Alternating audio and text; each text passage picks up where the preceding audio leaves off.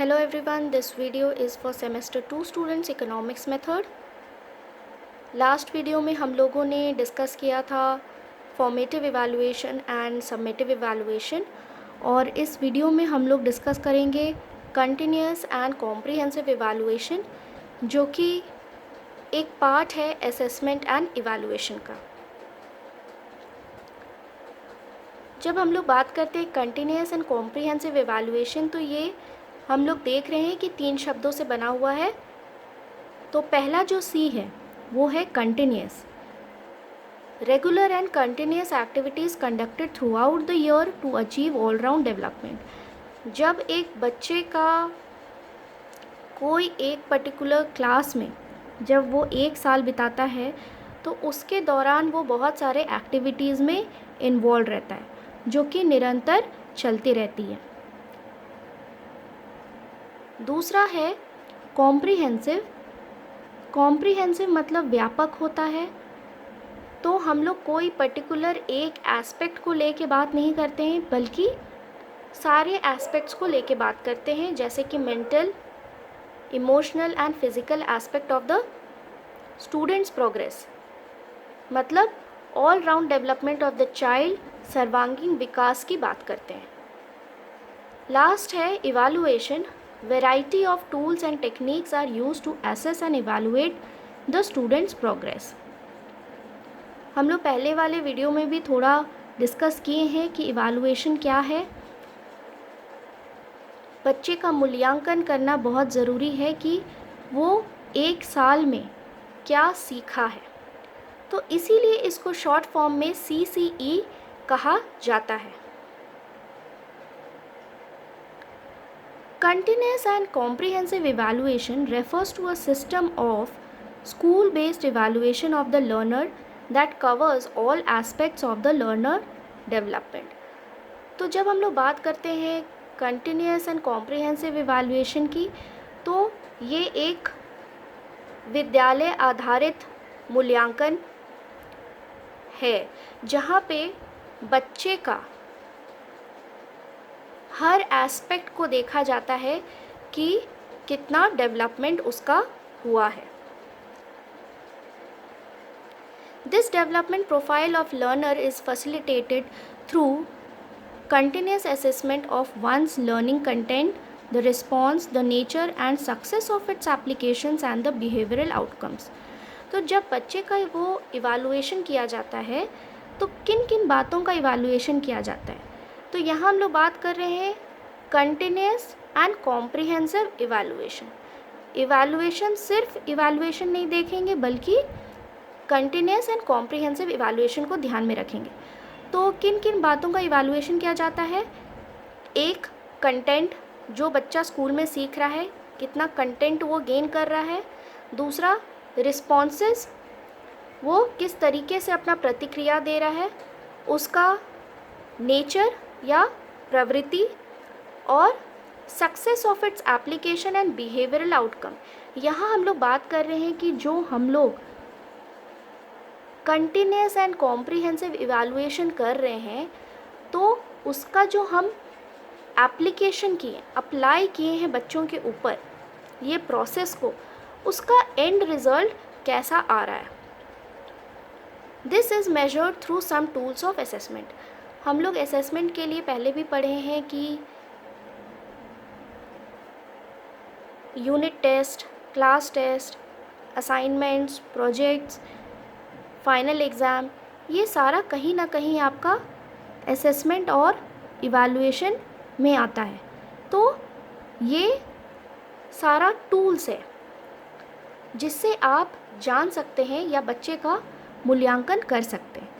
यहाँ पे एक बात बोलना चाहेंगे कि अगर फॉर्मेटिव इवैल्यूएशन और सबमेटिव इवैल्यूएशन आप इस अंतर को बहुत अच्छी तरीके से समझ गए हैं तो आप ये चीज़ समझिए कि फॉर्मेटिव इवैल्यूएशन को ही हम लोग असेसमेंट भी कह सकते हैं या आकलन कह सकते हैं, और सबमेटिव इवैल्यूएशन को हम लोग फाइनल एक जजमेंट जो देखते हैं उसको हम लोग इवैल्यूएशन कह सकते हैं।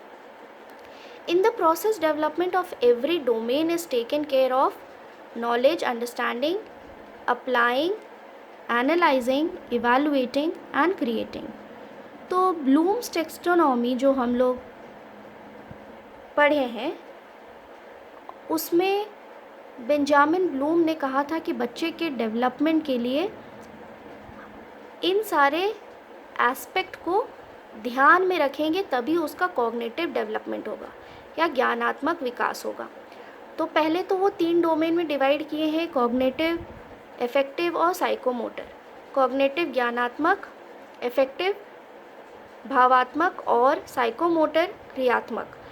तो यहाँ पे हम लोग बात कर रहे हैं हर एस्पेक्ट को तो ध्यान में रखना ही है, लेकिन इस चीज़ को हम लोग भूल नहीं सकते हैं कि बच्चे के नॉलेज या कॉग्निटिव एस्पेक्ट को हम लोग ज़्यादा ज़ोर देते हैं।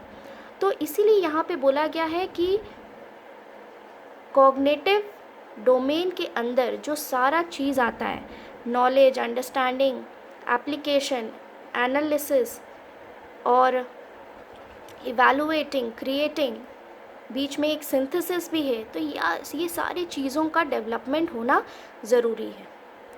The process focus on all round development of personality of the learner. तो अल्टीमेटली जो मकसद है वो है बच्चे का व्यक्तित्व को विकास करवाना। अब यहाँ पे देखिए एक इमेज है जो सबसे पहला अंदर वाला सर्कल मेजरमेंट दिखा रहा है, उसके बाद वाला सर्कल असेसमेंट दिखा रहा है और सबसे लास्ट वाला इवैल्यूएशन दिखा रहा है। तो इससे आप समझेंगे कि मेजरमेंट जो है बहुत ही बेसिक थिंग होता है जो एक स्टूडेंट की लाइफ में होता है, that is just the numbers. कि बच्चे को हो सकता है 6 आया है 10 में, लेकिन उसके आगे पीछे कुछ नहीं। कहीं ना कहीं हम लोग सिर्फ मेजरमेंट अगर बात करते हैं तो सिर्फ असाइनिंग द नंबर्स देखते हैं कि कपड़ा कितना मीटर में है, या फिर हाइट कितना है, वेट कितना है। यहाँ हम लोग कभी नहीं बात करेंगे कि कितना बेहतर है और कितना ख़राब। तो जब हम लोग बात करते हैं असेसमेंट की, तो असेसमेंट में हम लोग पहले देख चुके हैं कि आकलन किया जाता है और यहाँ पे कहा जाता है कि there is a scope of improvement. यहाँ पे बच्चों को मदद किया जाता है कि वो अपना परफॉर्मेंस बेहतर कर सकता है। उसके बाद आता है इवैल्यूएशन, जो असेसमेंट प्रोसेस के दौरान बच्चों को निरंतर मदद किया जाता है कि वो अपना परफॉर्मेंस बेहतर कर सकते हैं। और फाइनली इवैल्यूएशन या जजमेंट दिया जाता है, किसी हम लोग निष्कर्ष पे आते हैं कि बच्चा कितना बेहतर किया है या नहीं। हम लोग उसको रैंक प्रोवाइड करते हैं, class rank, students first, second, third कैसे आया है, तो वो फाइनल जजमेंट होता है। राइट हैंड साइड आप देखिए एक ट्रायंगल बना हुआ है और सबसे ऊपर लिखा हुआ है ऑब्जेक्टिव, फिर है लर्नर्स नॉलेज और फिर है लर्नर्स एक्सपीरियंस। तो जब भी हम लोग इवैल्यूएशन या मूल्यांकन करते हैं तो उसके लिए हमारे लिए दिमाग में उद्देश्य सेट होना चाहिए कि अगर एक पर्टिकुलर क्लासरूम में बच्चा एडमिशन ले रहा है तो ख़त्म होने तक क्या क्या चीज़ वो सीख लेगा, ये होता है उद्देश्य। तो जब ये प्रोसेस चल रहा होता है, लर्निंग टीचिंग प्रोसेस के दौरान बच्चा बहुत सारा इन्फॉर्मेशन या ज्ञान को हासिल करता है, साथ ही साथ बहुत सारा अनुभव को भी वो हासिल करता है। तो ये एक तरीके का प्रोसेस है, ट्रायंगुलर प्रोसेस, जो चलता है कि ऑब्जेक्टिव अगर तय किया गया है तो वो नॉलेज गेन करेगा, नॉलेज गेन करके वो एक्सपीरियंस गेन करेगा और उसके बाद ऑब्जेक्टिव हासिल हो जाता है। तो इस तरीके से ये प्रोसेस चलता है। तो जब इवैल्यूएशन में हम लोग इन सब बातों को ध्यान में रखते हैं तो इवैल्यूएशन सिर्फ आखिरी में नहीं होना चाहिए, ये एक थ्रू आउट चलने वाला प्रोसेस होना चाहिए। जैसा कि हम लोग पहले भी बात किए हैं कि 3 वर्ड से बना हुआ है, कंटिन्यूअस है, कॉम्प्रिहेंसिव है और इवैल्यूएशन है। तो हम लोग एक-एक करके डिस्कस करेंगे। अब यहाँ पे देखते हैं कंटिन्यूअस।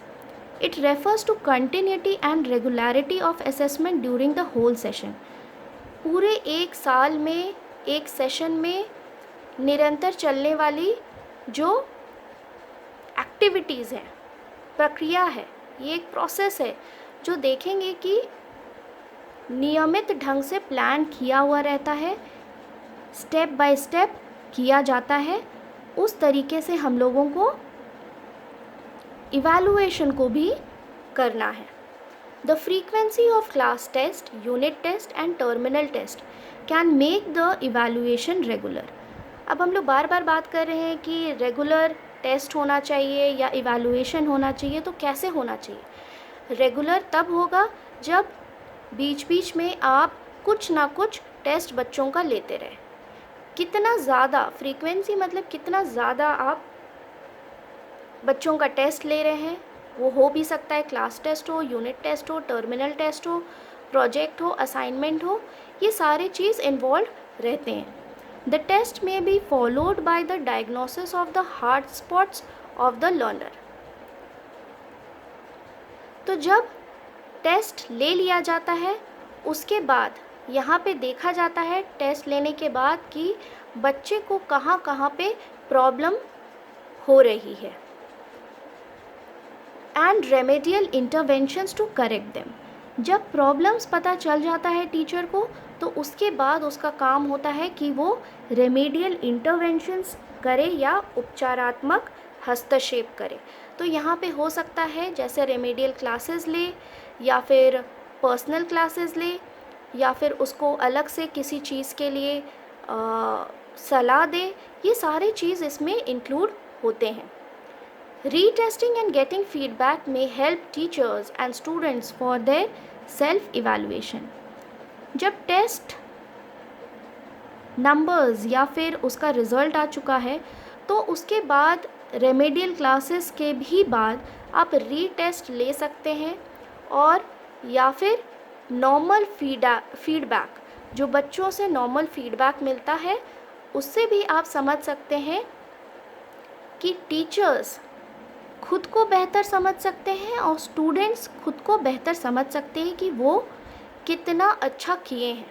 पहले एक बार टेस्ट हो चुका है, उसके बाद उनको उसके लिए मदद किया गया कि वो अपने आप को सुधारे, और फिर एक टेस्ट लिया गया है। तो ये एक प्रोसेस होता है कि लोग अपने आप को समझते हैं कि हम कितना अच्छा किए हैं या नहीं किए हैं। नेक्स्ट है comprehensive.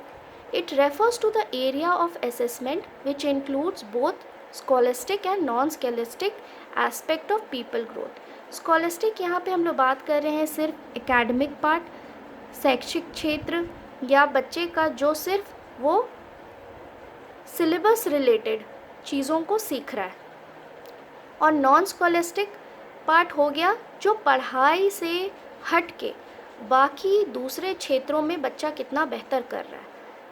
Help in all round development of the child. हम लोग बार बार बात करते हैं बच्चे का ऑल राउंड डेवलपमेंट होना चाहिए, सर्वांगीण विकास होना चाहिए। तो कॉम्प्रिहेंसिव में हम लोग सारे क्षेत्रों को देखते हैं। Scholastic area include curricular areas और सब्जेक्ट स्पेसिफिक एरियाज़। यहाँ हम लोग सिर्फ और सिर्फ बच्चों का कौन कौन सा सब्जेक्ट इंक्लूडेड है उस पर ध्यान देते हैं। Non scholastic areas includes life skill, co curricular activities, attitude, values, way of thinking. यहाँ को करिकुलर एक्टिविटीज़ तो इंक्लूड होता ही है, जिसको हम लोग कहते हैं स्पोर्ट एक्टिविटीज़ या फिर डिबेट, क्विज़, ये सारी चीज़ आ जाएंगे। उसके साथ साथ बच्चे का एटीट्यूड, स्वभाव या वैल्यूज़, मूल्य या सोचने का तरीका, ये सारे चीज़ भी इंक्लूड होते हैं। It can also be said that the learning can be both formal and informal. यहाँ पे हम लोग देखेंगे एक बात कि लर्निंग सिर्फ फॉर्मल नहीं होता है, औपचारिक ढंग से सिर्फ हम लोगों को सिखाया नहीं जाता है कि क्लासरूम के अंदर बैठो और चार दीवारी के अंदर जो शिक्षा प्राप्त करते हैं उसको हम लोग औपचारिक कहते हैं, बल्कि अनौपचारिक ढंग से भी शिक्षा दिया जा सकता है। जैसे कि जब क्लास नहीं हो रहा है तो बहुत सारा एक्टिविटीज़ हो रहा होता है क्लास के दौरान, उठना बैठना, एक दूसरे से बात करना, कॉरिडोर में घूमना और उसके दौरान टीचर से इंटरेक्शन, ये सारा चीज़ आपका इनफॉर्मल में भी आता है। In short, it is intended to scan the entire life long learning map of each student. तो जब हम लोग बात करते हैं कि एक स्टूडेंट का जब एक साल में उसने क्या क्या सीखा है, तो कहीं ना कहीं हम लोग उसको कह सकते हैं कि पूरे तरीके से छान लेना या जांच करना कि उसने क्या क्या चीज़ों को एक साल के अंदर सीखा है। अब आते हैं इवैल्यूएशन पे। It is a process of determining significance और worth, usually by careful appraisal and study. Evaluation हम लोग पहले भी डिस्कस किए हैं, और किसी भी चीज़ का सार्थकता जानने के लिए उसको बहुत ही बारीकी से समझना ज़रूरी होता है। Evaluation is a comparison of the situation before and after a development program has operated within it for a predetermined period। जैसा हम लोग पहले भी बोले कि एक क्लास में जब बच्चा जाता है तो उससे पहले सर्टेन ऑब्जेक्टिव्स या उद्देश्य दिमाग में रखा जाता है, और जब एक साल ख़त्म होता है तो ये देखा जाता है कि जो ऑब्जेक्टिव बनाया गया था वो बच्चा उस ऑब्जेक्टिव को पूरा कर पाया है या नहीं। It is a systematic investigation. Investigation जिसको हम लोग कहते हैं या खोज, सिस्टमैटिक होना चाहिए, व्यवस्थित ढंग से की जानी चाहिए। It is to see the effectiveness of interventions, implementations and process involved during the teaching learning process। यहाँ हम लोग बात करते हैं इफ़ेक्टिवनेस, कितना ज़्यादा प्रभाव डाल रहा है जो आपने हस्तक्षेप किया था या फिर कुछ चीज़ों को लागू किया था पूरे प्रोसेस में, टीचिंग लर्निंग प्रोसेस के दौरान, तो ये कितना ज़्यादा प्रभावशाली रहा है। It helps in the improvement of the teachers performance. जब हम लोग बार बार बात कर रहे हैं कि कंटिन्यूस एंड कॉम्प्रिहेंसिव इवैल्यूएशन बच्चों के लिए बहुत ज़्यादा इम्पॉर्टेंट है, हम लोग ये नहीं भूल सकते कि यहाँ टीचर के लिए भी वो उतना ही इम्पॉर्टेंट है। कहीं ना कहीं बच्चों के परफॉर्मेंस से टीचर भी खुद को इवैल्यूएट कर पाते हैं कि उनको किन किन चीज़ों में अपने आप को बेहतर बनाना है। अब हम लोग देखेंगे objectives of CCE। To help develop cognitive, psychomotor and affective skill, ज्ञानात्मक, भावात्मक और क्रियात्मक क्षेत्र में मदद करता है। To lay emphasis on thought process and de emphasise memorisation.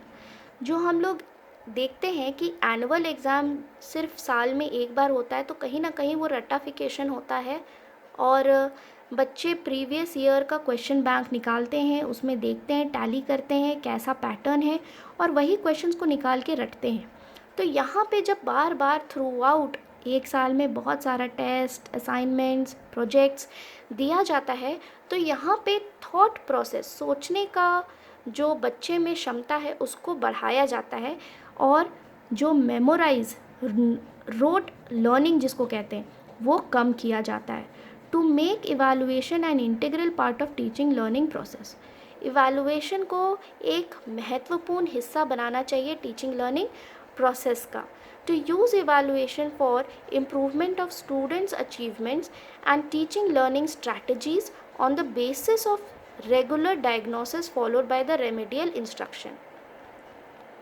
यहाँ पहले भी हम लोग डिस्कस किए हैं, जैसे कि बच्चे को क्या चीज़ में कमी लग रहा है, उस चीज़ को जानना है और उसके बाद उसको रेमेडियल इंटरवेंशंस देना है या उपचारात्मक हस्तक्षेप किया जाना चाहिए।